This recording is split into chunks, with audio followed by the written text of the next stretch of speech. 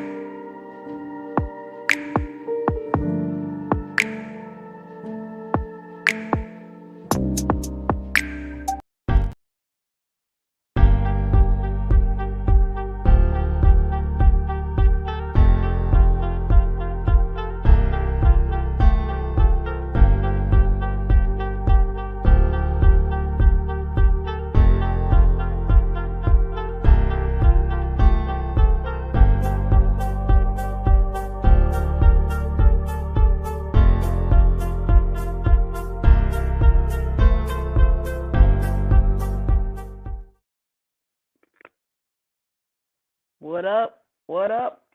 What is going on?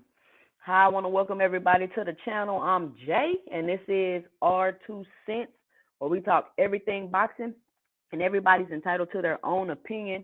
In today's live, we will be discussing Deontay Wilder and how he was just exposed by Joseph Parker. But before we do that, make sure you punch that like and subscribe button and let me know and drop it below your 2 cents in the comments as we go throughout the live today. And I will be dropping the link. And we also just going to be talking about whatever random things come up because it is Christmas Eve. I know a lot of you out there celebrate the holiday. I really don't celebrate it like that. And I just had some time today, so I said, hey, why not just hop up here? You know what I'm saying? See who else is free. See who else want to hop up here and chit chat with me and drop their 2 cents. How is everybody doing today? What y'all up to? Let me know in the chat what y'all got going on. Let me see who we got in the building today. Let's see who we got. Chris Sanchez, salute. Cash Crypto in the building. What's going on? All things. That's right. He say smash that like button. Smash the like button. All things say he driving and listening. That's what's up. American One. We in here. Salute. What's up, y'all? What's up, y'all? If y'all can hear me clearly in the chat, press one for me. Hit a one in the chat. Let me know y'all can hear me clearly. Let me know y'all can hear me clearly. So what did y'all think about that card this weekend? Well, before we get into that, let's do a little small talk. Y'all got some family in town.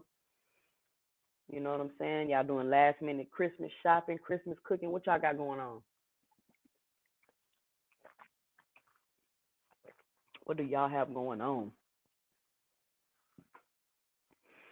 Me, I'm just doing some last minute cleaning up.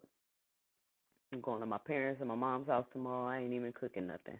So, you know, I'm vegetarian, and for whatever reason, they feel like they can't eat things without meat in it. So every time I take a dish for the holidays, nobody ever really even eat it. So I'm not falling for that this year. But what did y'all think about the Day of Reckoning card on Saturday? What did y'all think about that card this weekend? I mean, I thought the concept was nice. The fights were okay. And but I really did like that Miller Du Bois fight because look, Big Baby did a really good job of selling that fight. I never even really paid too much attention to Big Baby, especially since he always kept getting caught for cheating. But he did a really good job of selling the fight. The fight was entertaining to say the least. And for him to be 330 pounds, man, he didn't do too bad in that fight. And also, another thing that I didn't like about the card was that it seemed like all of them only had a month's notice, right? So they all was on short notice. Um, I'm not gonna lie, some of the commentary was a little biased. Some of the commentary was a little biased. I heard them saying for um, Big Baby that him taking the fight on a short notice is no excuse. But then the guy Bivol fought. They kept saying, "Oh, well, you know, the fight was on short notice." I was like, "Really?" So Big Baby can't have the excuses on the short notice, but the guy Bivol fighting can have an excuse that it's on the short notice. Like, I gotta cut it out. Yeah, I really gotta cut it out. Bivol looked good. The guy he was fighting against looked like he really shouldn't even been in the ring with Bivol. He just shouldn't have even been in the ring with Bivol. But just like the commentator said, maybe it's because it was on short notice. But it's just you can't. I don't understand like what's this thing in boxing is. It's like let's not give people the opportunity to prepare so they can be at their best. Like I don't know why y'all want to deliver a half put together product. The product is the boxes. The entertainment is the boxing match. Why are we delivering a half put together product? And I get it. The concept was such a great concept, but let's deliver it fully. Let's not,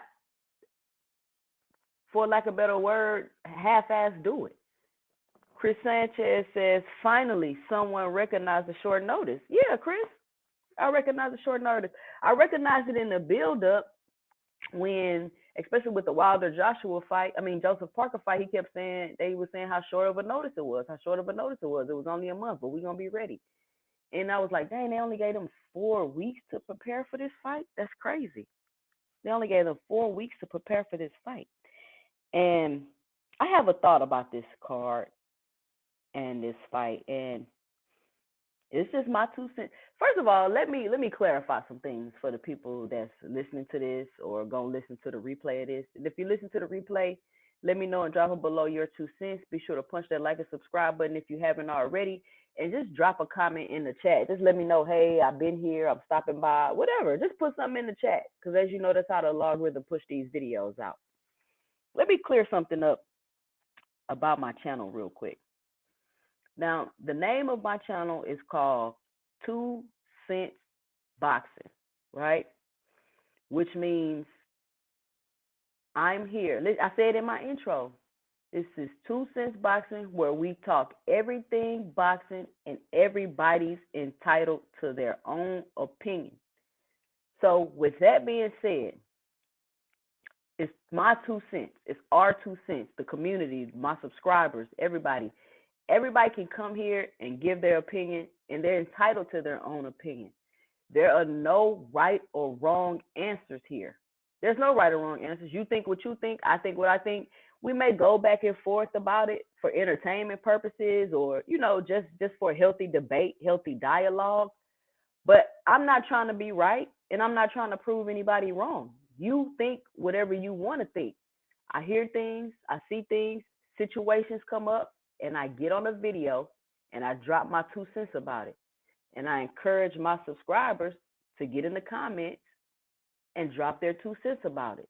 I encourage my subscribers in the community to hop in the live and give their 2 cents about it. That's it. So for all the people that's coming under my comments and saying stuff like, oh, I'm trying to spin a narrative or do this or do that, I'm not trying to spin no narrative. There's no narrative for me to spin. It's my 2 cents. It's my opinion, right? I'm not saying I'm right. I'm not saying I know exactly what I'm talking about. So everybody keep wanting to say, oh, you don't know shit about boxing. Listen, I don't know everything about boxing, and neither do you. And at one point, when you got involved in boxing, you didn't know a lot of these things either. So stop with all that goofy stuff, you know what I'm saying, my comments under my shorts and all of that. Nobody's trying to spin no narratives. This is my opinion. You guys need to understand what an opinion is. And even if somebody is telling you they giving you the right information, or they know what they talking about, they don't. It's still their opinion. Nobody really knows exactly what's going on with these fighters. Nobody really knows exactly what's going on with these contracts. Nobody knows exactly what's really going on except the people that know exactly what's really going on. So the name of my channel is 2 Cents Boxing. It's all opinion based. I'm not stating anything I'm saying as a fact. Now, are there some things that I could say, oh, well, I heard such and such say that? Yeah, I could say I heard such and such say that. Does that mean it's a fact? Could be if I heard them say it. But people change their mind and say different things all the time. So I just want to clear that up, what my channel is and what my channel is not. I'm not a breaking news channel. I don't have no sources to verify any information. All I'm doing is hearing what I'm hearing. And then I'm hopping on here and I'm giving my 2 cents about it. And I'm asking the people that's listening to give their 2 cents about it. Whether you disagree or you agree, there's no right or wrong answers here. You're not going to write something in the comments and then I'm just going to go into the comments and start cussing you out and telling you don't know nothing about boxing. You don't know what you're talking about. None of that. And if I do come in the comments and be like, you don't know what you're talking about, it's just a healthy debate. Like we just going back and forth because in actuality, none of us really know nothing. We all giving opinions. So if you want facts and breaking news and accurate information, this is not the channel for that. Okay? I just want to clear that up. This is not the channel for that. Mr. Moss in the building. What's going on, Mr. Moss? What is going on? Zach B in the building. He says salute and happy holidays to you and your family. Okay, so I digress. Let me get back on topic. So the card this weekend was on short notice. And I'm really starting to have a belief because, and again, this is my 2 cents. And maybe as things go on, I'll kind of figure out what's going on. That ever since PBC got this Amazon deal, it's been a push to compete with them. And I don't know if y'all have seen that or not. So, I mean, a lot of people knew the Amazon deal was coming. Eddie Hearn and Bob Arum, all of them probably knew that PBC was about to get the Amazon deal. Hell, we knew about the Amazon deal, right? We had already heard about it. It was a rumor, it hadn't been confirmed, but we knew about the Amazon deal. So I'm starting to feel like there's a push in order to compete with PBC with their new Amazon deal. So maybe they threw this card together, right? They hurry up and threw this card together, got all this money from the Saudis, and is trying to, compete, do something big before PBC starts doing big things with Amazon, right? Maybe. And they have all these quote unquote funds and unlimited funds and can pay all this money. And it seems like now all of a sudden, I hear Bob Arum in an interview, there's no A side. The A side, there's no A side, B side. There's no this, there's no that. So now all of a sudden it's like they want to try to sneak away the A side. And they only do this or talk this talk from what I've seen when it comes to the PBC fighters. And we've seen Eddie Hearn before have access to a lot of money, right? Get a lot of fighters, offer them a lot of money, don't put on the most spectacular or exciting fights, and now he's just blown all this money and he hasn't built whatever he was trying to build the way that he wants to build it. So I don't know if this is like another repeat of that. Eddie Hearn, they having access to all this money with the Saudis and want to throw these cards in Saudi Arabia, and he's gonna be able to throw a lot of money at fighters and take fighters away or snatch fighters away, because what did Eddie Hearn just try to do allegedly? He just tried to offer Tank Davis allegedly $20 million to fight Devin Haney in where? Saudi Arabia. So why do y'all think Eddie Hearn is doing that? Why do y'all think Eddie Hearn is doing that? So I don't know. That's just my 2 cents about that, Chris. And that's why I think that this card was put together on such a short notice, that maybe they wanted to kind of sling their weight around. They wanted to show fighters, hey, you come over here and fought in Saudi, we can give you a lot of money. They knew that the heavyweights had been inactive. It's been a while, and we haven't had anything exciting going on with the heavyweights, because if we're honest, ever since Deontay Wilder lost, the heavyweight division just hasn't been the same. He was one of the most exciting heavyweights. So, Chuck, what fight did you all enjoy the most this weekend on the card? Drop it in the chat. Which fight did y'all enjoy the most on the card? Honestly, I did like the Big Baby Miller Du Bois fight. That's probably the fight I enjoyed the most. Bivol looked really good. As Mr. Moss would say, he displayed some great technical boxing skills. He just put on a masterclass against the dude. He didn't look like he belonged in the ring with him. But what they were saying about Bivol is that he don't get any knockouts. They were saying how he needed a knockout and he don't get no knockout. And I don't know how I feel about the knockout talk, and this could be because I'm a quote unquote fan, right? I'm not I don't want to use the word casual. I hate when people say that. But I do appreciate the art of boxing. So I can appreciate somebody that can put on beautiful skills and don't necessarily knock anybody out. So I don't know why everybody feels like, oh, we need a knockout. We need a knockout. Can everybody hear me? Put a 1 in the chat. Let me know y'all still here, because I don't see nobody commenting in the chat. But so I thought Big Baby was going to knock out Du Bois for real, right? So I was mad at Big Baby. I was like, man, this dude that messed up my parlay. Golly, he messed up my parlay. So then we get to the Wilder fight. Now, I learned a big lesson this weekend, and I should have learned this lesson after the Spence Crawford fight. I will no longer be putting money on fighters after a long layoff. D-Town in the building, what's going on? I will no longer be putting money on these fighters after long layoffs, man. Especially older fighters, right? Maybe it's a mix of the old with the long layoff. Because I've seen some of my favorite fighters come after long layoffs and still win. So maybe it's the age with the long layoffs. Deem by any means in the building. What is up, Deem? He say, what up, girl? Hope all is well. Man, just on here today chilling. Ain't got nothing else to do.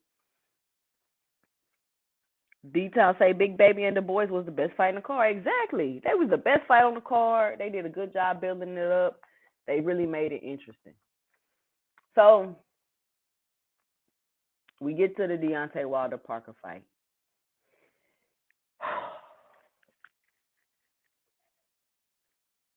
I really can't believe, like, I'm a little taken aback by how Wilder performed in that fight, because it's like he didn't do anything. Like, I mean, okay, this is my issue too with the zone and the commentary. They was trashing Wilder the whole time. Eddie Hearn was talking trash about Wilder the whole time, and I don't understand what Wilder has done to these people. But for them to act like Joseph Parker just destroyed Wilder, like he just demolished Wilder. No, he didn't, bro. He did not demolish Wilder, nor did he destroy Wilder. He outboxed Wilder, I guess. He didn't get knocked out by Wilder, but there was no demolishing and no destroying. Like, that verbiage, they can cut that out. But D-Town say, I feel you, sis. Absolutely. Commentary for the whole car was trash. The commentary for the whole car was trash. I literally started turning my TV down, especially during the Wilder fight. I was just like, I can't even listen to this. So my thing with Wilder was, okay, I get it. Wilder has finally decided at the tail end of his career to move around the ring and learn how to box. Cool. I've been watching you do the videos with Malik. I've been watching you do all these things, right? You looking great. You in and out. You throwing jabs. You letting combos go. You hitting to the body. You moving your feet. Cool. Deontay Wilder looking decent. He looking even more dangerous now. Like he gonna be moving around the ring when he get in there. And then you get in there and you just move around the ring. Like, why did you not apply? Oh, hold on, y'all.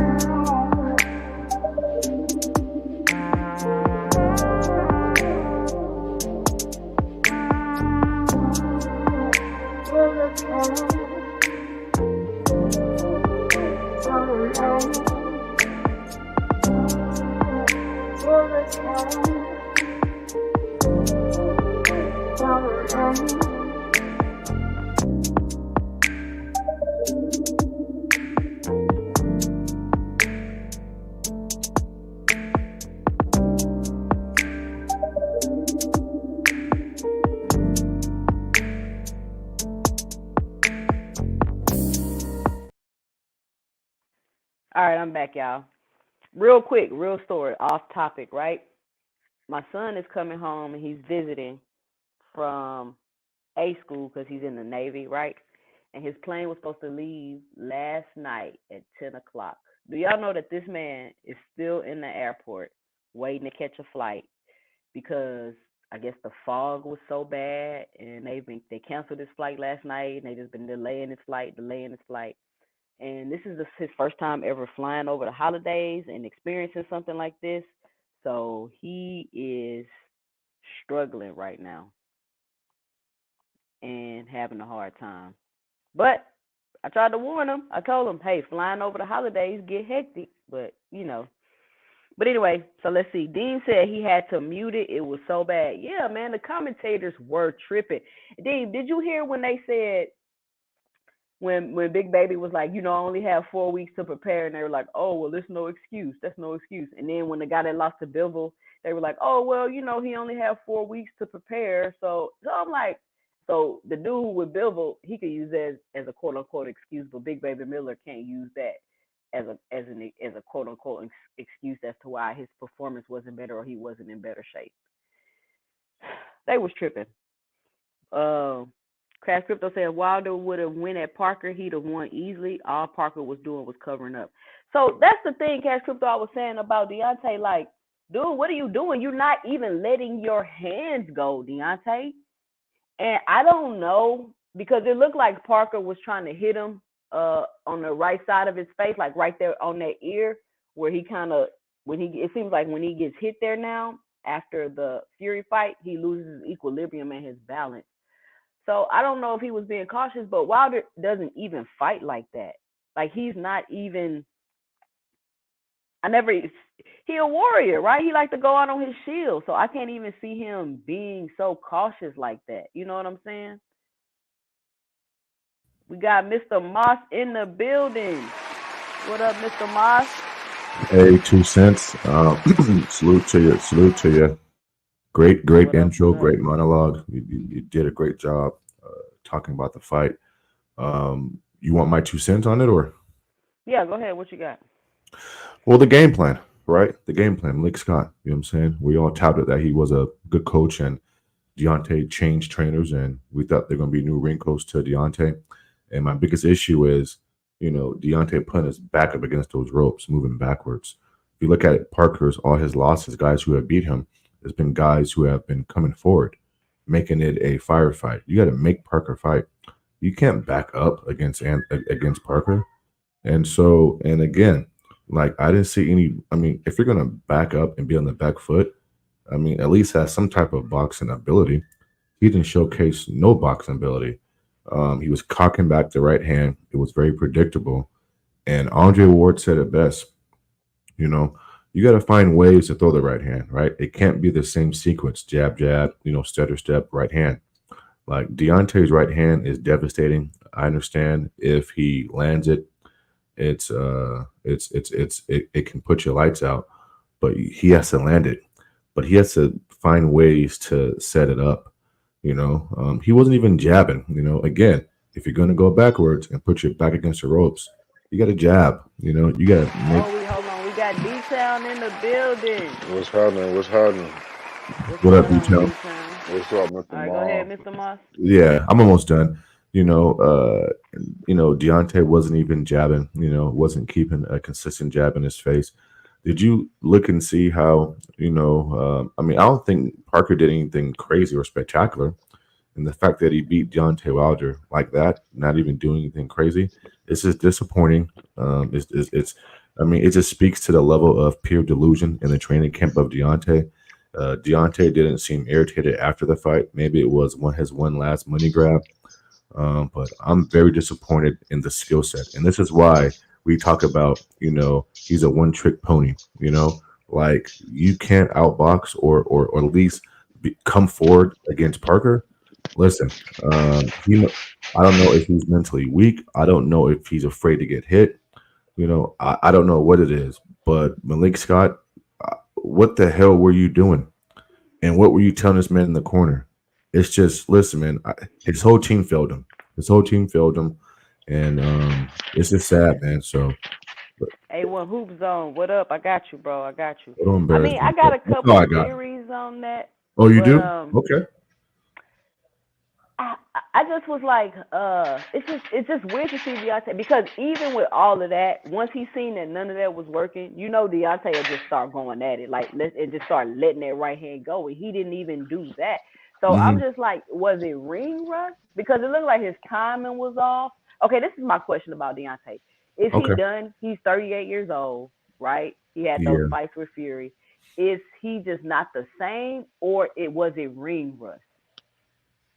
Is he Okay. not the Before D same, Town or was goes, it ring rust? Did listen, he he not want to show too much because he's still trying to hop in there with Anthony Joshua? Like, what was showed it? It too just much. I mean, he got enough to win the fight. I mean, he fought one round with like in the last 2 years. And I keep telling you guys this. You know what I'm saying? These black fighters who are under certain banners, like they continue to lose after long layoffs. And so when you say ring rust and timing and things like that, you're making a valid point. And I've been saying this for the past 6 months. Like it's concerning. So yeah, I mean it could be ring rust, but 2 cents, just real quick before D-Town goes. It's a lack of skill too. It's a lack of boxing skills. You can't always rely on the right hand. And the announcer said it, Sergio Mora and Chris Mannix said it best. When the right hand doesn't land, what's his plan B? And the dude said he ain't got one. I mean, talk about embarrassing. yeah. I mean, but we all know that's Wilder. That's his style. But I mean, I'm like Wilder, throw the uppercut. Like he coming right in. It's just I don't know. I don't know what like Malik. What are you telling this guy? I don't know why he wasn't listening.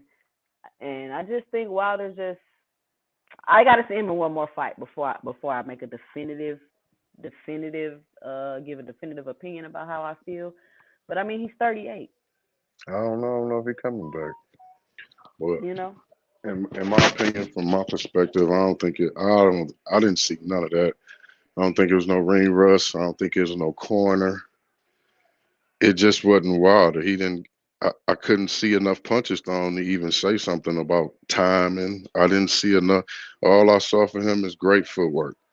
Great footwork. He moved around the ring real well, but he never let his hands go.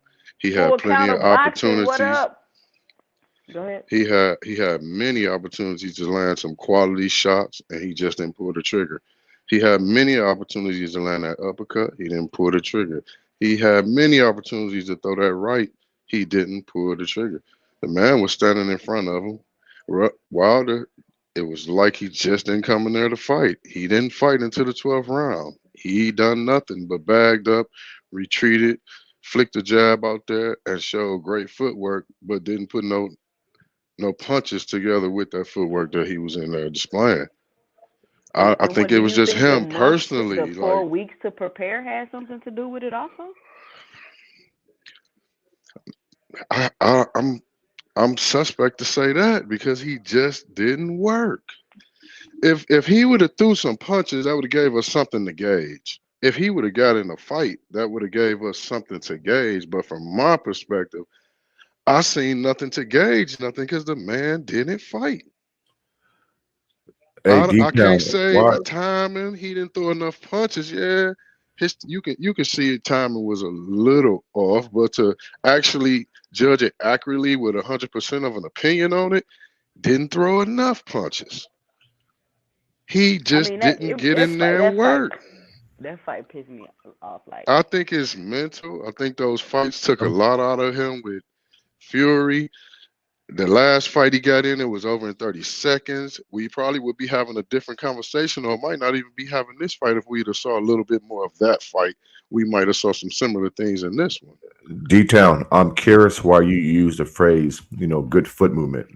In my opinion, no, it wasn't. It was No, no, no, unnecessary. no. He was moving around the ring well. better than what he normally I know, does. I don't know. He was moving Hold around on the though, ring but well, but but not but engaging footwork.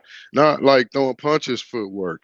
Not can like, okay, we got into it and my footwork slipping and sliding. No, he uh-huh. just moved around the ring better than we ever seen him do before. I thought it was unnecessary movement. I thought it was too much movement. I mean, he's It Deontay was. Wilder. And I can agree with that. I can You know what I'm agree with you saying? on that. So I mean, he needs to come forward. And like I said before, you guys, the guys who have beat Parker have been guys that showed aggression and make him fight. Because you saw, even when Deontay did throw the right hand at times, you saw Parker's reaction. And so, but I think you said something that caught my attention too, D Town. It's his mental, bro. You think what happened in that? Yeah. You think he's afraid of what's coming back at him? No, I don't think he's afraid of No, I don't anything. think it's that. I You think don't I think simple. so? think I just that no, I don't it's think he's hard afraid to of no fight. punches. It's hard Okay. to fight. Like he said, he keeps saying, I'm set. Like it's probably just once you get to a certain level, you just kind of like shit. I don't even really. It don't matter. You get what I'm saying? Once you get to a point where it don't Yeah, matter. It don't matter if I fight yeah. anymore. It don't matter if I win. It don't matter if I lose. But at the same time, they only gave him 4 week notice. Full Counter Boxing says Wilder did not come forward. I don't think he was in shape. And he said Wilder was pawing with the Well, jab. he weighed 213. So I mean, he was in Yeah, shape. that's his best fighting weight. Right. I 213, mean, he two weighed fifteen. 213. I mean, he was in shape. We don't And question his Wilder shape. looked off and unprepared. Now there you go. The word unprepared, I agree with. But out of shape, no, we can't do that. I My don't even know if I could crucial see. content say I you need to don't. put some commentary in your cooking videos. Oh, I no. I don't know it. I I know don't him know too if it's. thin. I will. I will. I don't know if it's unpreparedness because we didn't see him work. I can't gauge it like that because I didn't see him do nothing but move. But I the fact seen that him he do didn't do nothing. nothing, I know, okay, but D-Town, but the fact that he didn't do nothing, that's a lack of preparation. Because if you're prepared, then you're prepared to throw punches and come forward. So I mean, it all goes hand in hand. I mean, I listen. What you're saying, I agree with, but all these things tie together. I mean, it's a totality of everything, all put in one. Total embarrassment. He should be embarrassed. He should be He's embarrassed. he's not. And then you can tell from his Post game, yeah, commentary after the right in yeah, the ring after he went to talking about. Now fighters don't usually talk about this type of stuff until they on a podcast, they on a show, they talking about these type of things outside of the ring. And we've done seen a couple fighters like Floyd Mayweather and him as well talk about this, but it never was in the ring right after the fight. When he got to yeah. speaking towards his good investments, he's made some good money and made some good investments. That sounds like a fighter that's like a toe in, the rest of the foot out, and he on the ropes about even coming back to fight. That's fair. That's a good point. Because Okay, he's in A1 the Whoop ring Jones talking say about his money and his investments. Like, okay, what's that A1 Whoop saying? does say now I think they was trying to use this fight as a strategic fight. What I mean by that is fighting, sticking 100% to the gameplay and being a strategic fighter, but I could be wrong. So you mean they wasn't trying to win? Can we? He didn't. How many punches did he throw? Like, I mean, really? it's just weird. Like he He doesn't even never. fight like that. Period. I've never seen him fight Nah. like that. He never even engaged the fight, too. Well, not just that, D-Town. He didn't set no traps. Listen, if your Nah, one major nothing. shot is the right hand, you have to set a trap for the right hand, and he didn't set no traps all night. Yes, the best thing he done in that fight all night. Not it wasn't even the best thing, but the most thing he done was flick that jab out there a few good times. And That was even it. that was a little, you know what I'm saying, few Yeah, fucking. he was off with that. That's where I say some timing issues. That Maybe he was ring working on rust something like a sparring match. for 12 rounds too. You working on something for 11 rounds I don't know. It just to some. It take an just. It just. L. Yeah, I mean, Not an L like that. Now he went out. He went out like a animal in the 3 fights with Fury. He went out Right. on his shield. yeah. This he didn't even engage this. Yeah, it's Well, he weird. did get hurt in the sixth round. I mean, Parker landed Yeah, I something seen him get hurt, heavy, and I but think from the sixth round on, you saw his legs are off because the legs are the first thing to go, and you can't hide that. And so that's why I posed a question earlier: was he afraid of what was coming back? So I mean, is not it fair afraid, to but just say? cautious. Not afraid, but just cautious. Is it fair to say the first 6 rounds looked like the last 6 rounds except for 12? Yeah, Yeah. yeah. See, that's what Yeah. I'm saying. Like even when he got rocked, he And still then come look, we inside. can't lie. Parker didn't do too much either, and not in the No, he pregame, the didn't. commentary. Like, oh, And he don't be dominated mean. and he destroyed. Like, That's all guys, right. what fight did You y'all didn't just finish. watch? I'm finished. Yeah, it was something. Hmm. Who who did how did Wilder get destroyed and dominated? That Yeah, wasn't he didn't that. get none of that because Parker. Come on, I'll be honest. Parker didn't do too much. I He don't think he just got. pointed Yeah, the I don't fight think he out. got He destroyed. didn't do much. He hit him good 2 times. He had one good round where he hurt him. Other than Yeah, that, it was yeah, a high level sparring match. Yeah, it was yeah. a high Parker level didn't do spar match. much to win that Yeah. fight. He got one or two punches to win each round he won. Yeah, because Parker was cautious as well. Parker Yeah. was wary of the right hand. So I mean, he was a little tentative at times to let his So hands I go. hope don't nobody think Parker some monster after this lackluster fight. But I hope I don't hear that. that's how they're making it seem if you listen to the Hell commentary. no, Or if you man. go read comments and everybody like, oh, Wilder got destroyed. I'm like, what fight did y'all see? and what's crazy is this though, detail. I still think Wilder would knock out Joshua within 5 rounds. Like, I mean, I still think he could still knock out anybody though. That's the yeah, thing. yeah. Yeah, But I yeah, think yeah. He Joshua's really could. made for him though. Joshua was stripping down and he's so robotic. And I think Wilder lands the right hand on him way easier. Listen, man. And I mean, and all and that I'm fight. pretty sure mentally and psychologically that fight will bring him to do more than what he did in this fight towards Parker just Should be. because the Yeah. name, just Yeah. because of the caliber of the fight. Yeah, that's I fair. don't think he wanted to do that. It's just like Wilder was like, man, F y'all. Give me my bread and let's get this Joshua fight. And Hey, then the thing is too, you know what it might be? It might be because he might just hit the lick for the money. 4 weeks notice to train for it. Like, hey, they finna use me for this card, so I'm finna go in there and just do nothing and get this money. I and then might y'all not ain't put even on a make me great the main performance. event. Yeah, You know there what you I'm go, saying? Exactly. Timothy. That's what I was going to say. Yeah, he was a co-main Exactly. event. So I mean, let's be honest here. I mean, He anytime might have Deontay's on the just said, card, I'm he finna used to go be in the here and ace. just move around and get this money. Right. That's what it looked like, to Yeah. be No honest. offense, but Anthony Joshua is not the bigger attraction than Deontay. Maybe because it was over in Saudi Arabia. Maybe. Right. I mean, but he's not the bigger attraction than Deontay. I don't care what nobody say. Yeah. So that was kind of awkward to me. So, It might be a ploy for that. Hey, y'all used me to call this the biggest fight, the biggest card. I'll use y'all. I ain't finna exert too much on this. Who is Parker? Mhm. He ain't nobody for me to be losing to. I'm the one hitter quitter. What up, Joseph in the building? And then you got to think too. This is another thing. If let's say if I wouldn't blame Wilder if he started taking all these fights and start losing, but he's getting big paydays because the truth is y'all didn't want to fight me in my prime. For sure. Y'all didn't want For to fight sure. me in my prime. Y'all Yeah. ducked me, avoided me, and even one of the reasons why he hasn't fought in the last 2 years is because nobody wanted to fight him. They was Exactly. pricing themselves out. They didn't want to take the fight. They was BSing around. You know what I'm saying? So Hmm. now people want to fight me now and beat me. Yeah, I'm 38 years old. Y'all literally aged me out of the division. Yeah, that could play a lot in it too. You come get So these I'm like, Saudis money real quick, get the zone yeah, money real yeah, quick, but and I'm his lack of riding out. skills helped speed up that process because as you get older, you can kind of still rely on your skill set of boxing. And so his lack of fundamentals, let's just be honest here, and he started late boxing, has kind of right. sped up that process. So I'm just But y'all disappointed. not, but I'm disappointed in the but training camp, Malik Scott. I mean, I have to keep going back to that because for me, preparation is everything. 2 cents. Like I can't give a pass on that. I just can't. And Antonio Tarver touched on it. Pure embarrassment, man. Total embarrassment. Total embarrassment.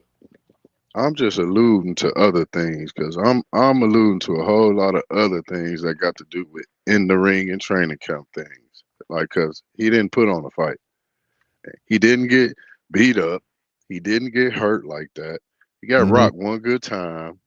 He didn't take no hell of a damage. You he know, ain't take nothing. it just seemed real weird and odd. But we gotta be honest about the skill set, D-Town. We can't just skip over that. You know what I'm saying? We have He to But really this is compete. what done I'm trying to nothing. tell He you really though, done Moss. nothing from my perspective. He really Even though done he nothing. don't have this quote unquote skill set, nobody wanted to fight him in his prime, and even in the last 2 years, he still couldn't get a fight with his lack of skill set. The issue I'm having is now if Wilder start fighting people and losing, Hmm. they're starting to diminish his whole career. Like, oh, he never could fight. When if this is the case, why are these people that's fighting me now ain't fight me 5, 6 years Well, ago? it's going to be the same definition that how I view Mike Tyson. When Mike Tyson couldn't get you up out of there with the knockout, and you went past 6, 7 rounds and actually can box and stay away, then you beat him. And so that's going to be the talking point. If you can take away the right hand of Deontay Wilder, and just beat an average boxer and make him box, you can beat him easy. And so, that should be what we're talking about here. And that's I So didn't listen, why it is why what it didn't I they is. didn't fight see him the six guy. years? Why didn't Parker fight him 6 years ago then? If it's that easy. I ain't see him do I nothing to don't think take that Parker right was a good hand money. away.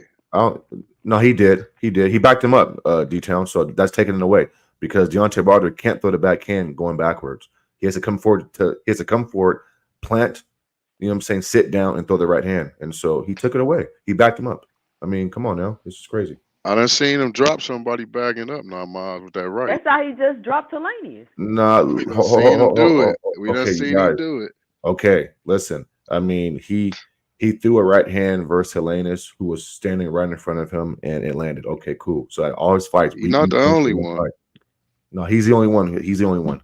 Name another one that he No, was I have to backing look. up. I have to when he look, but knocked out. I done seen it before. I Yeah, done seen so him do it I before. mean, Didn't even know he rocked him and dropped we're not him. going to take away from his career because he's a knockout artist and he had an awesome career. But at the end of the day, that should be what we talk about. When you box him and take away his best attribute, he doesn't have a plan B. And Sergio Mora and Chris Mannix, who were on the telecast, said the exact same thing I said.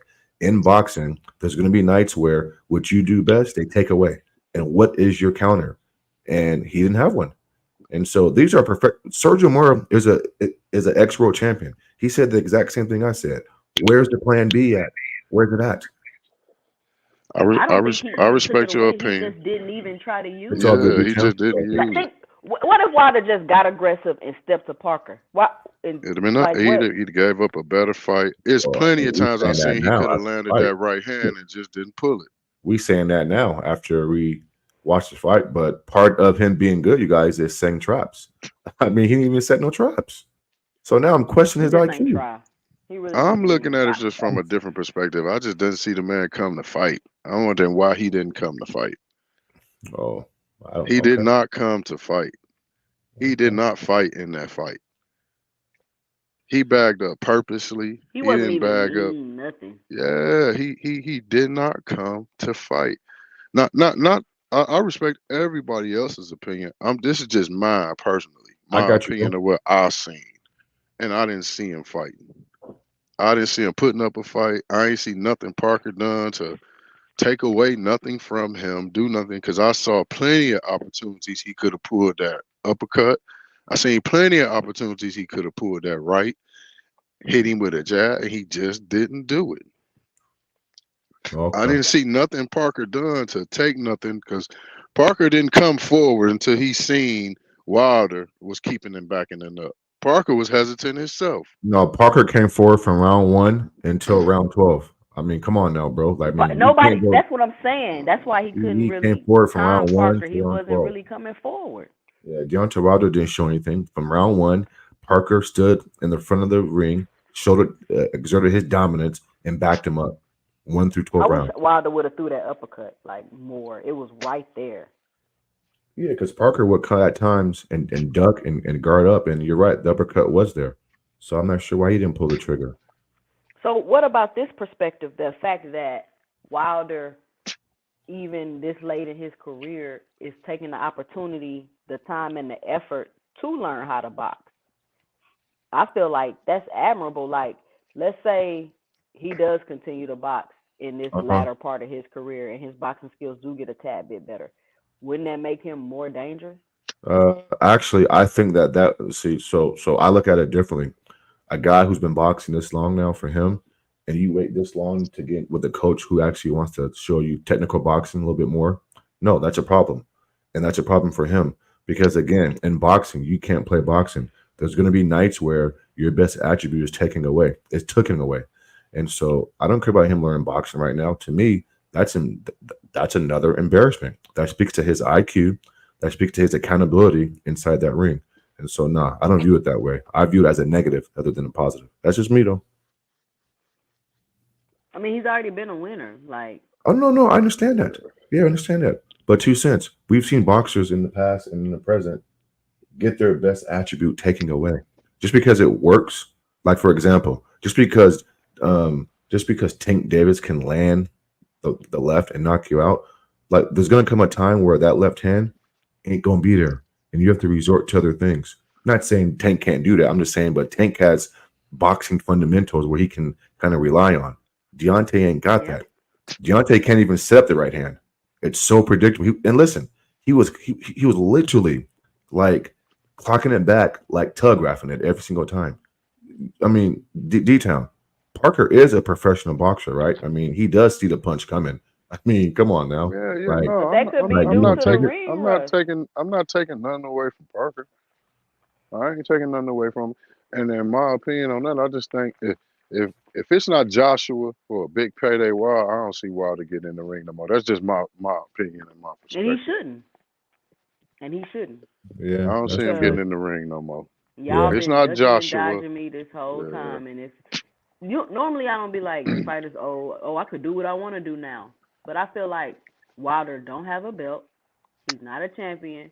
He's entertained the people. He's gave the people what they wanted, and now he uh, should be at a space where he could do what he want to do. He's not trying to be no champion. He's just trying to put yeah. on big fights. He Yeah. been on top of the world already. He been there, and Yeah, he been there. it's not like He we got his haven't health. seen this from other fighters before that was on That's top of the true. world. As soon as they had this big trilogy or this one big fight with this big monster guy, the guy they supposed to fight, you start seeing him declining anyway, just in there for the money. And he's 38. Like, let's just Right. Yeah, keep throwing that out And there. he I has didn't. good health still. And he's still healthy mentally. So it might be time to check out. I mean, he's made his yeah. money. I mean, it's okay. I mean, so And from we that respect point, it. I I agree. respect Yeah. it. And I respect his respect his career. career. Right. What y'all think It's about this? cool. Joseph says, "I'm telling you, the sparring is where he messed up. He has to spar people who ain't scared and want to hurt you. So, and he's even having trouble training because he can't even find people to spar with. Yeah. That's tough. I mean, I get what he's saying. I mean, usually spar partners are like they know they limits, they're not gonna push you. And it's kind of like your hands being held in sparring, and then come fight night, you get something totally different. And so I agree with that. Like sparring should almost hmm mirror what you're gonna face in the ring. Like a lot of sparring partners are told, take it easy on this guy. Don't go full throttle. No, because that's not what I'm gonna see when the lights come on. And so, yeah, I mean, I don't know who he sparred, but one thing I do know is Malik Scott is a total embarrassment. Antonio Peace Tarver out, said it. AJ. Sergio Moro said it, and I agree with him. Pure embarrassment. Man, He Antonio should be Tarver always embarrassed as got a something coach. to say. I Why Hold should on he feel be it. there. I embarrassed? feel it. But I Because his defense, feel it. fighter didn't listen. Antonio Tarver knows boxing. He knows boxing. We can't question that though. He knows boxing. Come on now. I feel it, man. I respect Joseph, about the Yeah. sparring tip. But again, from my perspective in my eyes, man just didn't show up to fight. I think I still allude to something different. Something mental, something out the ring. I'm telling you, because Because do we agree that Wilder is a great professional boxer? of course, yeah, but Okay, detail. Yeah, now tell me this. Is Parker some type of style that he's never seen before? not at No, I all. don't think he is. That's my point. So sparring, no sparring, fighting, no fighting. It ain't nothing he never seen Well, I before. mean, those things do matter, though. I mean, those things play a role. I know they play a role, but I'm saying for Wilder, for the caliber of fighter he is and the level where he's at and been and the wars that he's been in his career, Parker ain't nobody he never seen Wars. I before. mean, Wilder's only been in a couple wars, and that was only with He was in Fury. three. Yeah, That's and that was with three. That's Fury. a lot. That's one That's a man. lot. No, he Ortiz. What you mean that Ortiz fight? The fight and the Oh yeah, rematch? you're right. Yeah, that's right. Yeah, Ortiz fight, yeah. yeah, that was good. Ortiz was winning every second of both fights until he got knocked out. Yeah, you're right. But Yep. even if we just Yep. talk about Tyson Fury, how many great fighters you know in these days of time since the Wilder era that's been in But two fights like the ones he was in with Fury? I'm gonna tell you Not why I'm many. so irritated, man, is because before the fight press conference, we talked about these things in the past. The way Deontay was talking about he's a sleep doctor and night and all this stuff. You can't say those things and then come and do that. I mean, come on. Again, how many Oh fighters man. we done seen talk all this big stuff before a Hold fight on though, go? detail. Hold on though, Hey, detail. Charlo did it. I understand that. But listen, guys just ripped Devin Haney and some other guys for talking big mess and then going in No. there. That's completely different. Yeah, that's Y'all totally cannot different. compare that to No, straight you can't. capping and lying, but Yeah, building it. Lying. It's that's on completely many different levels than above selling the Wilder. Wow. fight. So Deontay Than Wilder selling the said, "I'm fight. going." That's completely different. So how Yeah. Deontay was talking pre-fight, and then he goes and does that. Wow. He was speaking about himself though. That was promotion. That was showmanship. Exactly. He didn't say nothing bad about the other fighter at all. He was selling Exactly. himself. He was selling the card. That's Right, completely which ties different than just into flat when out I get inside the saying I'm ring, gonna I'm lie. going to do A, B, C, and D. He did impress the. Oh, okay, I got you guys. I got. But yeah, I got so what y'all think about this now? Before the fight, Anthony Joshua was like, "Oh, if I had an opportunity to fight for a belt, I'll fight for the belt." Because they was asking him about the Wilder fight, and it seemed like he was kind of ducking and dodging. And then now after the fight, he's like, "Oh yeah, of course I'll fight Wilder. I'll fight Wilder. But it's up to my management team." Either he don't want to fight or he want to fight because he seen how he look. And hey, if I was Wilder, I'd take it regardless. It'd be a I nice think he payday knocked on my out way out the Joshua. door.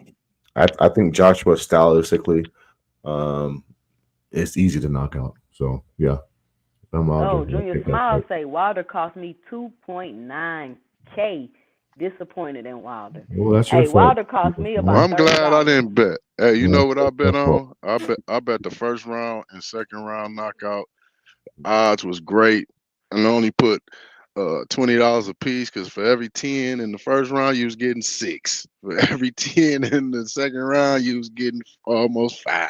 That's all I bet. Man, I had threw a couple parlays together because I was like, but I'm a conservative better, so I ain't Man, I betting didn't all bet that this money. fight, man, because I don't trust that one trick pony. He a one trick pony, and I don't know what I'm gonna get from this non boxing dude. So I didn't bet it. But I let me put tell you what I'm no not big doing no money on more. nobody on that card. I'm not betting on no more long layoffs. Like I'm not doing that. Like Smart. especially if you're an older fighter, because it seems like maybe when you're younger you can kind of get away with that, but as an older fighter that is really like after 30, nah, Yeah, bruh. tough. It's tough. I just put the link in the chat, Aunt McQueen, if you want to come up. Like I say, if he ain't fighting Joshua next for no big money, I don't see him back in the ring. Yeah. I mean, if Yeah. he's not fighting for no big money, he shouldn't step in the ring, especially if you got the risk of taking the L. Right. Yeah, I And to don't see be him. honest, D Town, he's on the right to do that now. I mean, he's given Oh us what we yeah, wanted the past, 6, 7, 8 years. So he's on the right to fight for big paydays yeah. now. So I ain't mad about Can't that. nobody take nothing from Wilder, man. Like we could keep critiquing his style. Yeah, I feel all those same ways. He wasn't a boxer. He didn't have much skill. He had that knockout power. That's it. I'm in We got agreement Aunt with. McQueen in the building. What's going on, Aunt What McQueen? up, though? What up, though? Hey, What hey, up? What and up? money. What up? What's going on, Two I'm Cents? with all of that. What's up? What's up? We just on here chit chatting today for a couple minutes. Yes, sir. I mean, yes, man. Pardon me. But yeah, Oh, I heard, hold I heard on. We when I got heard. Joseph in the building. Give it up for Joseph. What's up, Joseph? Shout out to What up, Joseph. Joseph? JoJo. What up, family? What up, family? How y'all doing? All right, all right. What's your I 2 heard one cents, of these Aunt gents McQueen? say What you got something. for us? I Say heard that one of again. these gents say something about the mental, and Yeah. I agree 1000%. After the fight, even before the fight, I was a little bit shaky on Wilder, and it's because of all of the interviews and the lead up to the fight. And you compare that to where he was several years ago in terms of his mentality. Like, remember going into the rematch with Stavern, he was talking about wanting to have a body on his record, and this is the funeral. We just ain't got the casket yet. Fast forward to the Hellenius fight. After the fight, Deontay was crying tears, like literal tears. And then he went on that emotional monologue about fighter safety and how Hellenius is such a good man. And even the way he was talking about Joseph Parker, he's an amazing human being, and I like him so much as a person, and this, that, and the third. And then he did that off the cuff interview with DAZN, and he was talking about how he had fulfilled his mission, which was to raise the money for his family, basically take care of his family, Now he's got 8 children. So I think that You got 8. yeah, he got 8 kids now, bro. He got 8 kids. Ran them like And a and loser. and the interviewer asked him, had he missed boxing? And he said, absolutely not. He hasn't missed boxing because he realized how important the time was with his children. And he talked about how, you can spend all the money in the world on them, but the thing that they cherish the most is the time that you spend with them. And he hasn't missed boxing. So I think that's where we're at with Deontay Wilder. I think physically we've seen him. He was in the best shape that we've seen since maybe the first Fury fight when he came in at like 212. Yesterday he came in at 213. So physically he's there, but just like mentally he just seems elsewhere. You got to be And that's the mentally. most Lockdown important thing. boxing, what's going on? Salute to you. Yeah, I see that, Ann McQueen. He's just not the same, man. It's over. I mean, I guess you get to a point where it's just like I came here for this and it's done. Right? And he keeps saying, "Hey, I don't have to do this. I don't have to do this." So, I'm starting to realize too, once a boxer starts talking that I don't have to do this talk, you might kind of start being like, okay, they probably on their way out the door. They're not gonna have that same fire and that same energy. We're just used to Wilder being a warrior, like, and you just think, the mentality gonna stay, but I guess it happens to the best of them. What's up, Joseph? What you got? What's your 2 cents? I think the young man might be right about his mental. He's definitely not the same person. It could be because a lot of things, family wise, things like that. It could be the Fury fights too. Those was real tough. They were tough on him because not because he lost, but the fact that there wasn't really an outcry, but as far as certain things by people who were in the business, it was almost as if, you know, to hell with you, man. If you dying there, you just dying there. But we're not going to say anything about what we know we should be suspicious about. You know, that can affect a boxer big time, man. Because especially if they've never really been down dirty cheater or somebody who they just depended on their hands and really just believe well this equalizer is going to be it's going to always be here, so I'm going to use it.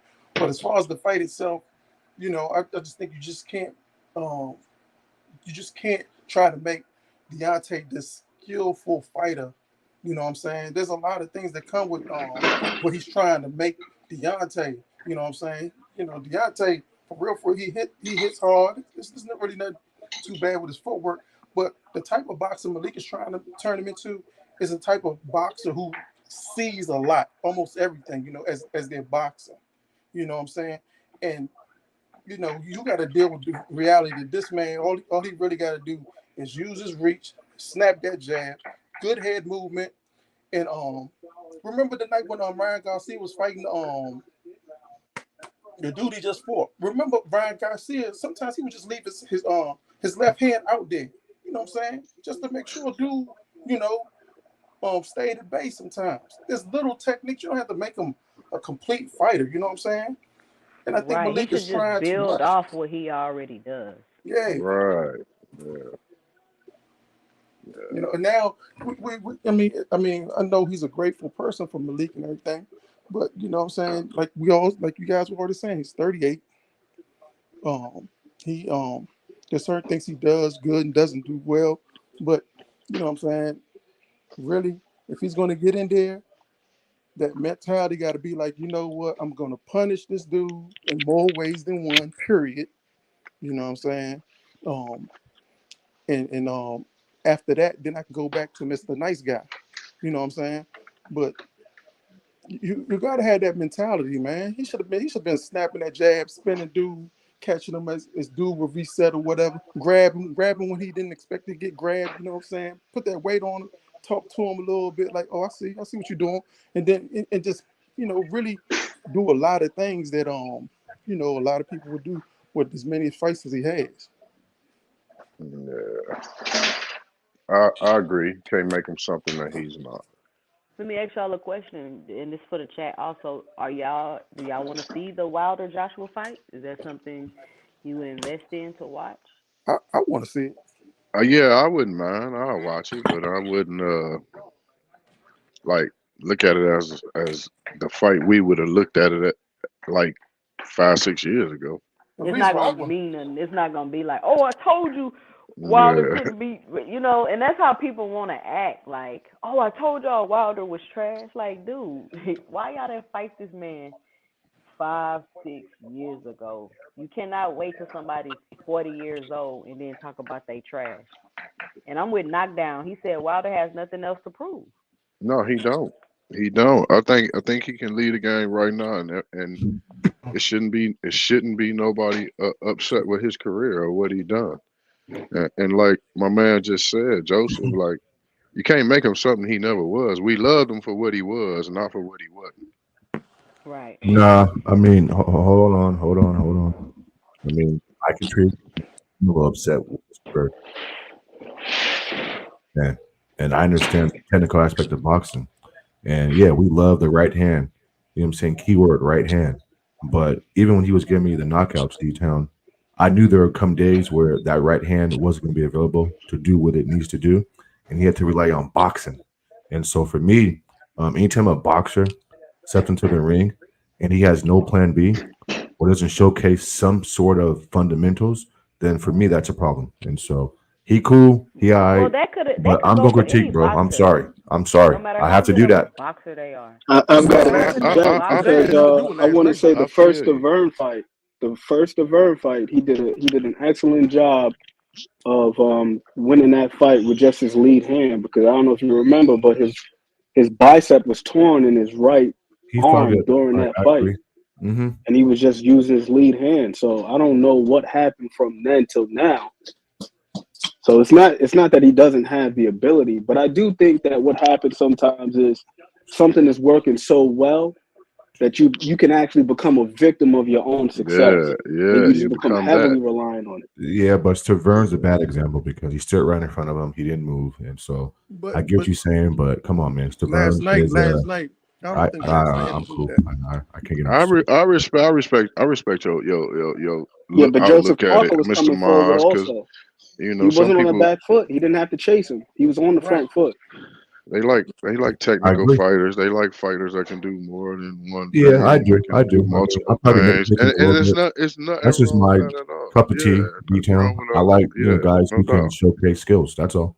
No doubt, no Oh doubt. yeah, you gotta. I mean, Because we can look at the past, for real. If everybody want to be honest, Tyson was a one trick pony, and we love his ass. Still love I him said not that today. earlier. Yep. George Foreman. Yeah, one trick No, George pony. Foreman Well, definitely wasn't a one-trick pony. No, George had a jab. George, But he I no, come mean, came but on, back man. though. honestly, He how had no many bad tricks career. do we? He How said how George great Foreman. of boxers are these heavyweights anyway? that's what I was about to get to, and we all know boxers are not middleweights, welterweights, lightweights. They're not as fast. They don't throw as many punches. They're not as agile. They're not as quick.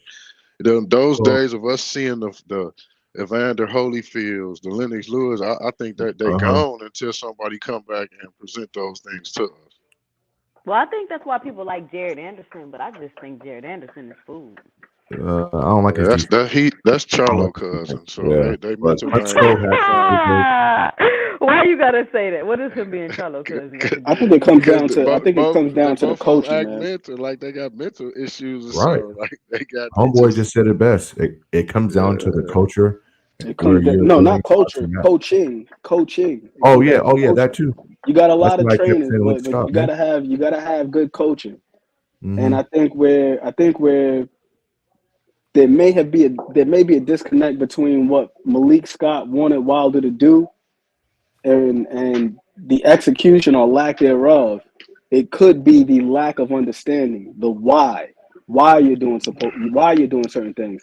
Like if you're gonna be back boxing off the back foot like that, and your primary weapon is your right hand, you got to find a way to disguise it. Like I was just watching Oscar De La Hoya versus Mayorga the other day, and everybody in the world knows that Oscar De La Hoya wants to Left land hook. that right hand. I mean, Hmm. yeah, that left hook, right? He wants to land the left hook. So what does he do? He sets it up like this.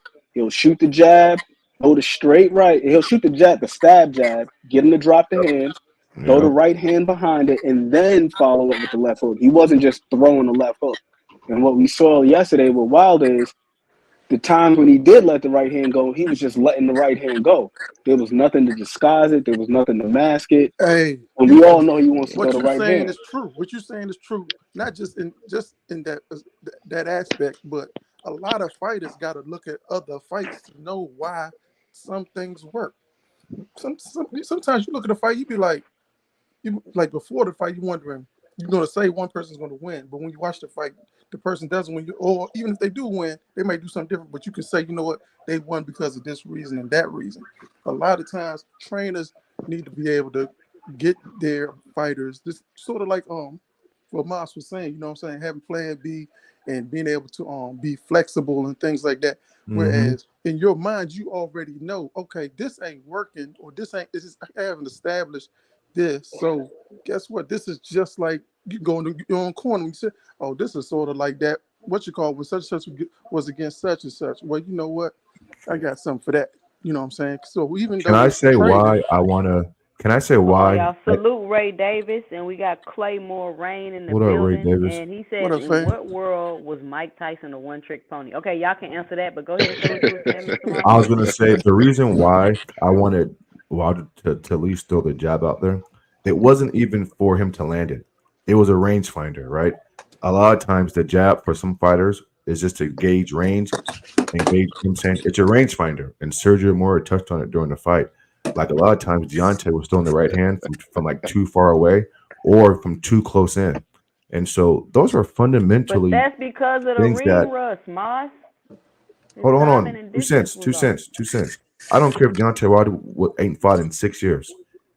Certain things a boxer should just have in his toolbox. And I would think that range for him with the right hand should be one of them. I mean, I'm sorry. I mean, come on. This is I gotta agree with you, bro. I gotta agree with you. I mean, it's right, one thing. What I would attribute to ring rust is more so timing, finding the correct. timing on it. But Right, something as fundamental as being able to establish range, right. and also like when you throw in the right hand, being able to hold your position so you're not falling in. Because a lot of Correct. times when Joseph Parker was making a miss, it's not like he was stepping out of range. He was actually stepping inside of the right hand. Right. And the right hand was falling. The right hand was going like over. It was sailing over his shoulder, Yeah. sailing right past him. I don't Mm-hmm. want to take nothing away from Malik.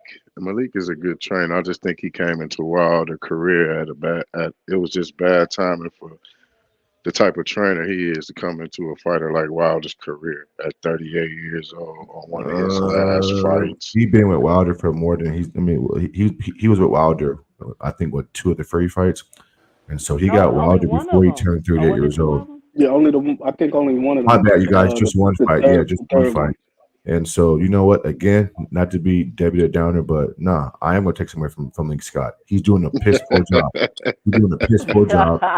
And guess what? I'm And guess what? somewhere in between, bro. I'm somewhere in between because I'll say Guess this. what? Yeah, Because because guess you what? Wilder's can't not the get in a same man's guy. psyche, man, and make him do Wilder's not the nothing. same guy that he was when he was with That's Mark true. Breeden. I'm not even talking about from a True. talent standpoint. I mean, in terms of mentality and things of that Yeah. sort. Were And you that is okay something with that what Malik Scott was saying in the corner? Were you okay with the advice he was giving Deontay I no, had all the no. time? I TV wasn't turned cool with down. that. What I was he wasn't cool with saying? that. It's Then there you go. obvious. Then It's there you obvious go. that he don't work on this, not necessarily time, but just accuracy too. You know what I'm saying? Because as how can I put it? With all that experience, you know what I'm saying? Sometimes you find out in the first few rounds what punches are gonna work. You know, just by seeing, just by moving a certain way, you can find out in the first few rounds what punches are gonna actually work. And then as the fight goes on, that's when you put some more weight on those punches, more power. And he didn't do that at all. So I was like really like confused. You know what I'm saying? You already got the Well, you reach for set real, traps, for real. bro. All you You got, set traps. You have to set traps. Exactly. You got to set traps. You got to yeah, set traps, I'm that's man. what I'm saying saying. you got to I find a way to mean, disguise the right hand. You got to find a way to disguise that right hand. Even without disguising it, you know what I'm saying? He could throw the jab well enough to say, okay, is this guy salute, when he's Sean. trying to avoid my jab, is he moving to his left or his right? You know what Shout I'm out saying? to the boxing outlet. What's up? Salute outlet. Raw's balls. Yeah. You got to set traps, man. Yeah, If you What know up, that Parker's Claymore? What you ducking got in, on this? What's your 2 cents? What you got on this? Am I in this? Can you hear me? Yeah, you win. You win. Oh, okay. I didn't know I was in there. How you guys doing this evening? All right, all right. What's Hello? going on, bro? What's going What on? up? What up? Yup. What's We your hear two you cents loud and about the clear. topic? What you got? Hello? Yeah. I don't know if he can hear. Can you Go ahead, hear? bro. You on stage, man? Yeah. He dropped Go ahead. off. He dropped off. I guess he couldn't hear us. Okay. We But got even Ross. if What you up, jab, Ross? that's part of it, man. Raw's probably cooking. Yeah, sound like some. Cooking, eating, getting some That's dogs probably out the way. D-Town. One of them. D-Town, that's you cooking. No, I ain't cooking. Yeah, man, the dude, he should have. I mean, I guess it's a letdown for me because I've been waiting to see Wilder. You know what I'm saying? I've been waiting to see him. Like, I want to see, what he's been doing all this time. And that's another thing, man. A lot of times, man, if you ain't in the ring for a long period of time, man, to me, you gotta work on being unpredictable, man. In other words, work on something people ain't used to seeing. And I'm like, if you ain't gonna be in the ring for over 6-7 months, and you like a person like him, he has power. That's what everybody know he has. That whole 6, 7, 8 months, as much as you can, work on your speed. Work because your power ain't going nowhere. So if you work on your speed, man, come on. Speed. How about fundamentals? Man, I but you putting mean, up all dude, I these mean, you just said speed. videos and showing all this new Fundamentals. stuff you working on, and you don't show none of it in the ring. Right. Not none of it. Yo, we got Ross Boxing Outlet in the building. Let's give it up for Ross. We talking technical boxing. What's happening? What's happening? What up, Yo. Rose? I What up, mean, we Rob? talking technical boxing here, man. What y'all on? What you think about that That nigga card, talking Ross? What about you think about press. that fight? What you think about your boy Wilder? Wilder, Wilder disappointment. I said Joshua get him out. I said Joshua by stopping him, and Wilder by knockout by the third round. Wilder did not What I say? live up to expectations. Um, that boxing stuff that they got Wilder doing, they curved Wilder.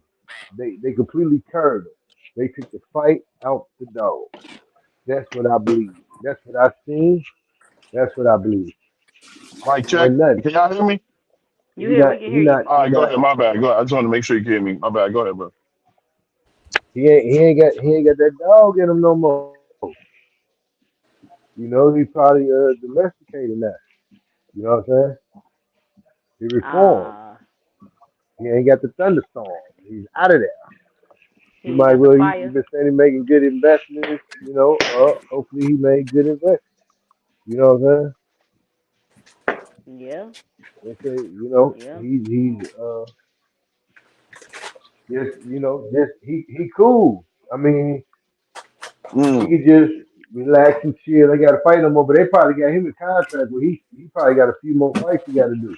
That probably wasn't no 1-on-1. You dig what I'm saying? He's supposed to be fighting Joshua next. They say the fight already signed. Nah, that's not happening. Oh we go see. Or did he have to take that loss in order to fight Josh? But I See, think he'll fight. it be schemes He'll, behind this stuff, man. he'll definitely fight Joshua differently because Joshua has the potential of hurting him just like he has the potential of hurting Joshua. I think one of the things he necessarily like looked at Parker like, yeah, he can get me, but he can't hurt me. So I'm quite sure he'll fight. No, he hurt him. He was hurt in the fight. No, So, no, no. I'm just talking about how you look at him, not what actually Why would happened. he? Can I it's tap in? boxing, bro. I mean, he might can get hurt in boxing. So, I mean, that's a bad mental to even go into the ring with. Embarrassing Go again. ahead, See? Claymore. What's your 2 cents? Embarrassing. Well, first of all, Parker was 100% able to hurt him. Parker can punch. Parker's knocked out people. Secondly, this is the highest level of boxer Deontay Wilder's faced outside of possibly, I mean, obviously Tyson Fury is the number one, maybe Luis Ortiz, but I don't even think so. I would put Joseph Parker above Luis Ortiz just as far as resume is concerned. Thirdly, um, Malik Scott has trained nobody. He has no track record that we could bring up to even rate him on it to say anything. And if we rate him on what he's done with Deontay Wilder, he's won one fight, which is a 1 minute and 30 second plus stoppage of John Helenius. Outside of that, he has a losing record.